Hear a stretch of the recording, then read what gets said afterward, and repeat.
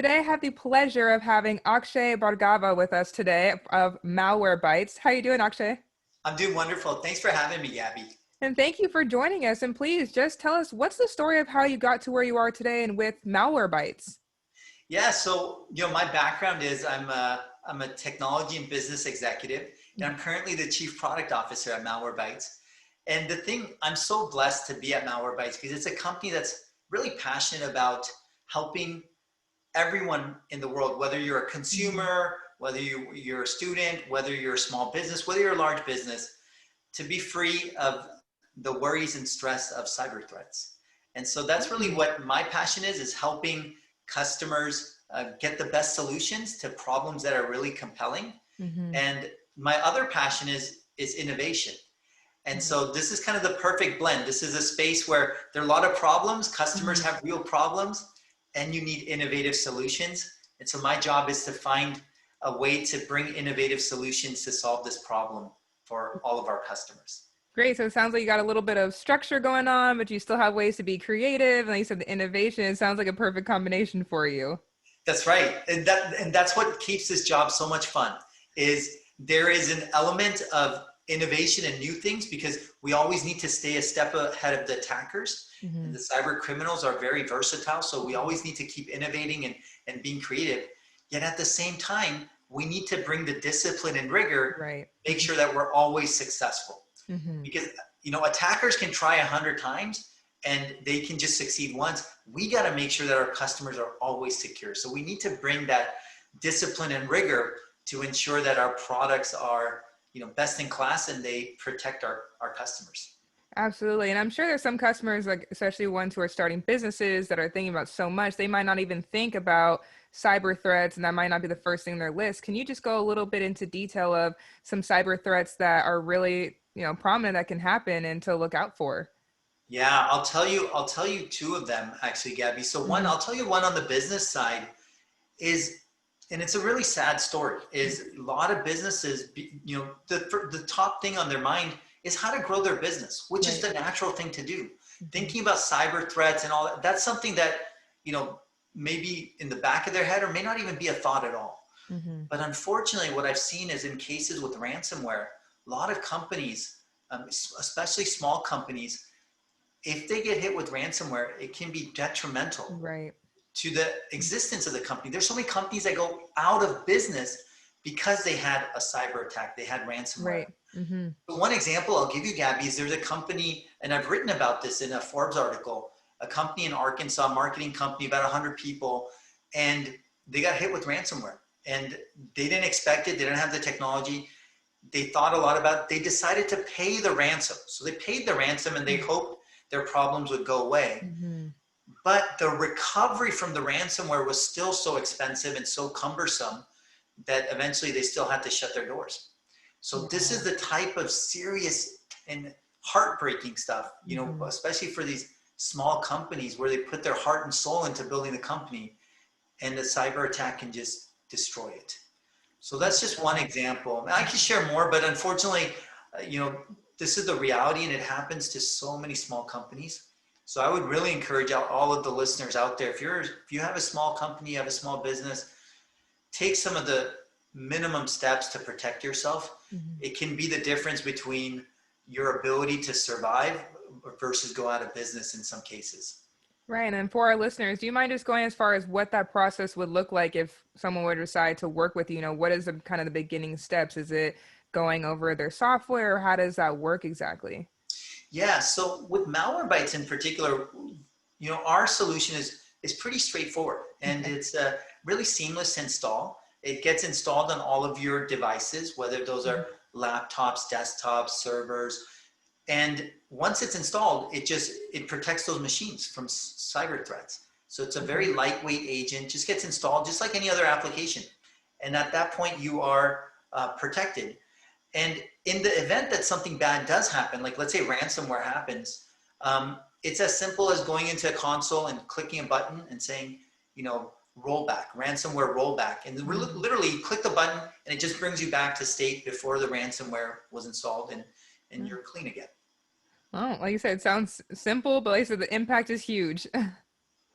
You're so right, Gabby, And that's part of our, one of the things that we've been driving with the innovation is to make the technology so easy, so that anyone can use it. Anyone can get the benefits of being safe and secure and recover from these threats.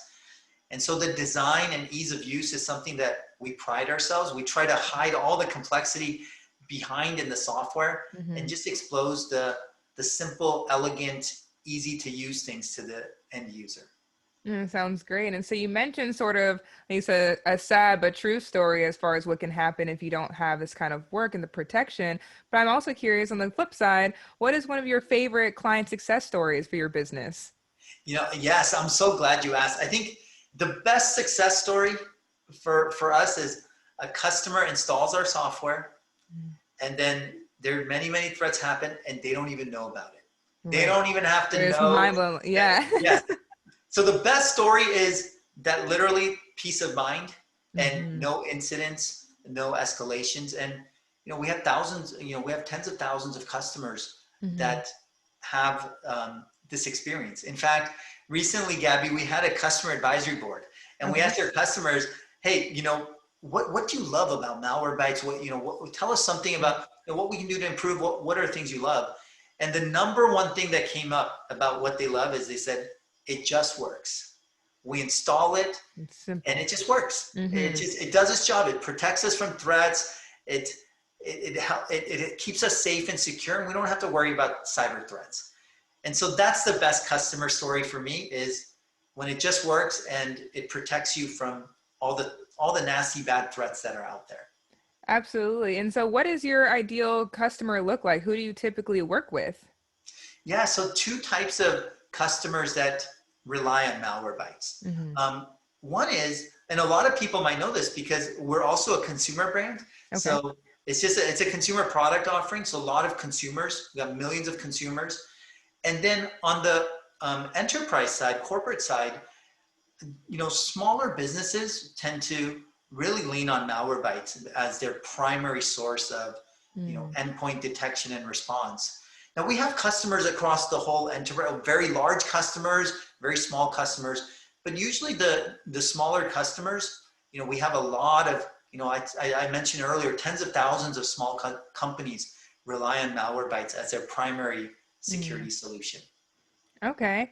And so you said with the private security solution, it sounds like there can also be a lot of, little details, different language that not everyone may understand. How do you deal with that with talking with your customers when there can be issues and beyond just plug in and we're good? When there are complications, how do you sort of have that relationship with them for them to really have an understanding of what's going on and how to have a great solution? Yeah, and that's such a terrific question, Gabby. So this is where our broader ecosystem and our services and support play such an important role, because of course, it's idealistic to think that everyone can just install and then never have to do anything ever again. Of course, that's my wish for everyone, but the reality is, based on the sophistication, based on the customer questions, based on issues, sometimes you need more help and you need a friend who can help you. So from that regard, there's two things that are really important, Gabby. First and foremost, Malwarebytes has a really compelling set of support and service offerings. So for example, if you get breached and you don't know who to call, you can pick up the phone and call Malwarebytes. We have a malware removal service, MRS for short, and we will get one of our top incident responders to help you clean up the mess. So that is one thing that, so it's kind of like phone a friend, Malwarebytes is your friend. Okay. And then the other thing is, because there's just so many customers out there, we also have a lot of partners who do similar work. Some of them are called managed service providers, so MSPs for short. And these managed service providers, if you're a small business, you can't manage your own IT or security, you can outsource it to a managed service provider. And a lot of those managed service providers rely on Malwarebytes. And so that's another way. And so it sounds like there's just a lot of emphasis in general and all those examples on relationships, on really building that strong relationship and, like I said, customer service to give the customers more that they can rely on you all. Yes, spot on, Gabby, because think about it. Anytime you have a cyber attack, it is a very challenging time. for any company, for any IT team, security team. And at that moment, more than anything, you need someone you can trust, who's knowledgeable and who can help you. And in some cases, some of them are savvy enough where they can just do it themselves and we provide the product. In some cases, they need some reassurance, they need some guidance, they need some technical expertise. And that's what we pride ourselves is in providing that technical expertise and, you know, that friendly service in addition to a terrific product. Absolutely. And so I'm curious because I know, like you said, there's innovation, there's the discipline, the structured part. What is your favorite part of the process in your job? What is the thing that's just like, this is exactly what I want to do right now and have my hands on? Yes. You know, I'll tell you, I've written a lot, Gabby, about purpose-built innovation. And the reason that I wrote about this is because I've noticed that in order for innovation to repeatedly be successful, there's no magic way to do it, but I have seen in my experience of trying many, many different things that there's 6 or 7 key steps in the process of successful innovation. Okay. So maybe for your listeners, I'll just give them 2. And then if they're interested, they can read more. Of course. The two that I think are so foundational. The first is customer empathy. And it seems like such an easy, simple thing to say, but actually to deeply understand what the customer's problem and pain point and desired end state is such a vital part of any innovation. Because if you forget to go back and ask why does the customer care about this? What is the customer's pain point? Only then true innovation can happen. And I see this mistake over and over, Gabby, where someone will just come to me and say, we need to build this feature for a customer. Okay. You need to ask yourself why. What is the customer problem?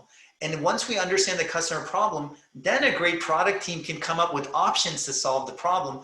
The feature requested may be one of the options, but we may find other options that are even better, more elegant, easier to use, faster, etc., to solve that problem. So number one thing is start with customer empathy and why. The second tip that I'll give is, and this is so important for innovation, is experimentation. And experimentation is something where if you do it right, then your probability of success, you can have a very high conviction that your ideas will be successful if you do experimentation right. So having a culture of innovation, being able to test things rapidly, fail fast, iterate, those are all really important aspects of experimentation, which is foundational to great innovation. That is wonderful. I can only imagine the other tips. So definitely for our listeners to come and read more, like you said. And so if our listeners do want more information about you or about your company and to get in contact, where are the best platforms for that? Yeah, perfect. So first of all, Malwarebytes, if you want to learn more about the company, the website is a great place to go, www.malwarebytes.com. If you want to learn more about myself or the innovation framework, I've published it many places. LinkedIn is a great place to start. I publish a series of posts on LinkedIn about purpose-built innovation. You can also find me on Forbes. I am an official member of the Forbes Council. And so I publish a lot of my articles on Forbes as well. So those are probably two great places to start. Perfect. Well, Akshay Bhargava, thank you so much for that and for providing those links and everything too. And really appreciate you coming on today. Thank you so much for having me, Gabby.